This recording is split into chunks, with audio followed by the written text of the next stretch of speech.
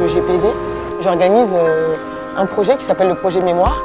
Le quartier sud, en plus qu'il y a des rénovations, des travaux, c'est vrai que c'est quelque chose qui a duré quand même très longtemps. Et l'idée c'était de rencontrer les habitants, de recueillir leurs témoignages. Donc voilà, je suppose que ça fait quand même quelques temps que vous habitez sur le quartier. Tu m'expliques un peu ta vie dans le quartier déjà avant les travaux, quels sont tes bons moments. Dans un second temps, en fait, on va essayer de travailler sous forme d'atelier parce que ce que j'aimerais en finalité, c'est monter un spectacle. Et j'aimerais bien que vous participiez vous aussi. Ou par la danse, ou par le théâtre, ou par le chant, le rap, je sais pas. Oui, c'est vrai que c'est vrai. Bon, c'est-à-dire, moi je connaissais déjà papa le quartier. Papa, je connaissais déjà le quartier parce que moi ça fait 43 ans que j'habite à Villeneuve. D'accord. Donc je connaissais déjà beaucoup de gens d'ici. Et au niveau de la cohabitation, ça se passait bien? Ça se passe très bien. Ça c'est important. Ça se passe très bien. Tout le monde se respecte. Et aujourd'hui, si on vous propose d'aller dans une autre ville? Ah non, pas question. Ce qui me plaît dans vos témoignages, c'est qu'on se rend compte que l'aspect extérieur, donc les belles choses, c'est bien, mais le plus important, c'est l'humain. Et c'est ça que j'ai envie de faire sortir à travers le travail que je fais là, parce que je me rends bien compte que vous, ici, c'est vraiment l'humain qui prime. Acquérir, c'est bien, être ambitieux, c'est bien, mais voilà, il ne faut pas oublier l'humain. Et des projets comme ça permet de remettre les choses en place. Alors là, je m'apprête à aller au local de la Va-Vue. Et ces femmes ont un rendez-vous ponctuel. Chaque jeudi, elles se retrouvent. Donc l'idée, c'est d'aller les rencontrer, leur proposer le projet. Est-ce que ça va être facile de les intéresser ou pas? Bon, je me pose toutes ces questions, mais bon, après tout... Ce que j'aimerais, c'est qu'on puisse improviser pour que chacun puisse voir où il se sent, où il se sent pas. Donc improviser dans les idées. Par exemple, voilà... vous avez une idée, vous nous donnez l'idée. Celles qui veulent se mettre en scène, on essaye. Mais je pense qu'il y en a déjà parmi vous que moi, je pressens très très bien faire toutes les étapes de... Oui, mais non. Le spectacle, c'est vraiment représenter la vie du quartier. On va peut-être se terminer par la colère. Peut-être, mais en tout cas, l'idée, c'est quand même, sur ce spectacle, on rencontre des gens, on essaye de leur apporter un peu de soleil, de changer, modestement bien sûr, mais peut-être un peu leur quotidien, leur permettre de voir la vie différemment. Et d'une certaine manière, je n'oublie pas d'où je viens, même si moi j'ai eu la chance d'avoir des parents quand même qui se débrouillaient plutôt bien. Il y a vraiment un côté négatif peut-être qui a pris le dessus, peut-être par rapport à la dégradation, quoi, parce que c'est vrai que quand on est arrivé, c'est la première chose que vous avez mis en avant. Oui. C'est très important parce qu'on a connu de bons moments. C'est ça, d'accord. On a connu un quartier agréable. Un quartier joli. Dans les meubles, il y a pas de liens, ça pue chez nous. Le bâtiment, il est sale, il est dégueu. L'odeur, c'est affect quand on rentre.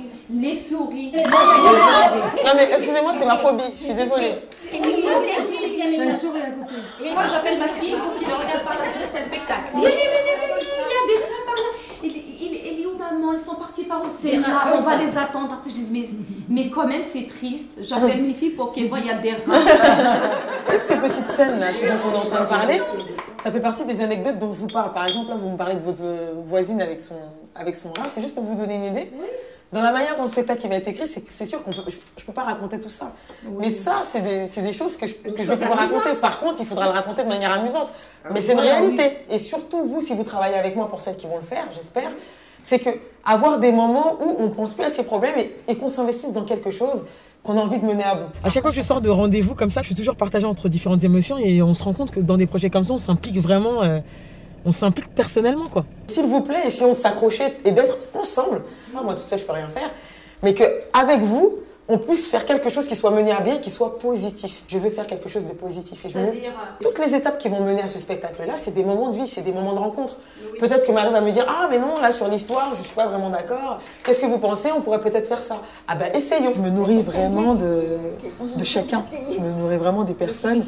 Et il y a tout le temps des rebondissements, donc des petites anecdotes qui vont naître à travers les différents ateliers qu'on peut proposer, parce que l'idée, c'est quand même de mettre les gens en situation. Mais ce projet, vraiment, m'a bouleversée parce que à travers ça, c'est une remise en question personnelle aussi. On constate un changement.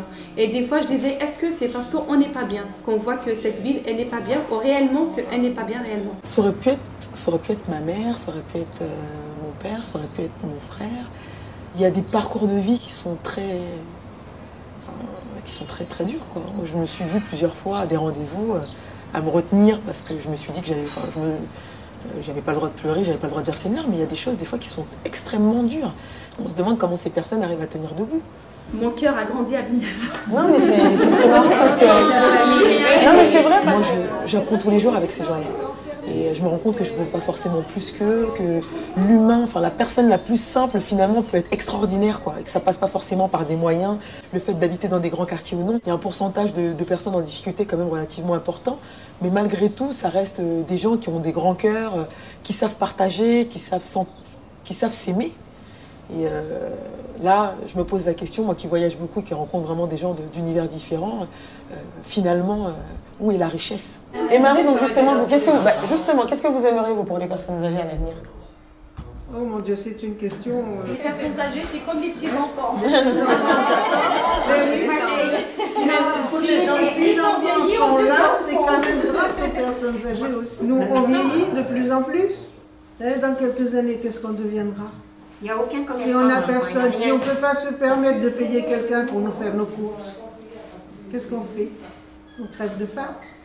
J'ai rencontré une personne âgée qui m'a, pareil, beaucoup touchée, qui m'a dit je ne pensais pas que j'allais vieillir comme ça. Mais moi aussi, je vais vieillir. Je serai comment, moi, demain? Mais humainement, moi aussi, ça m'aide. Et pourquoi pas me donner des idées? Moi, je suis jeune, je suis villéno-garinoise.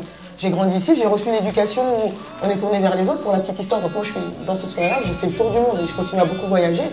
J'ai la chance, en tout cas, de m'en être sortie, j'espère, pour longtemps. Mais enfin, voilà, j'ai vraiment une vie. J'ai grandi dans les quartiers, mais je ne pensais pas que demain, je pourrais faire ce que je fais aujourd'hui.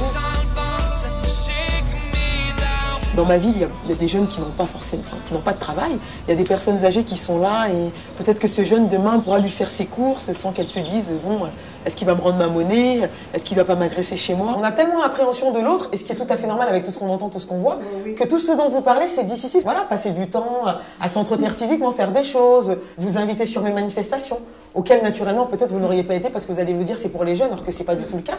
Tout ça, j'ai envie de le faire, mais comment vous toucher? Comment vous pouvez me faire confiance? Vous ne me connaissez pas. Alors monter sur scène, se dévoiler, c'est vrai que c'est pas évident. Et c'est en ça que je pense que j'ai un travail très très très important à faire. Et ce travail, c'est d'instaurer une relation de confiance. Et je pense qu'à partir de ce moment-là, tout le monde se lâchera et on arrivera à un résultat positif. Donc c'est vraiment un challenge. Ce spectacle est finalement vraiment un prétexte à la rencontre, à l'échange et puis à l'écoute des habitants des quartiers sud.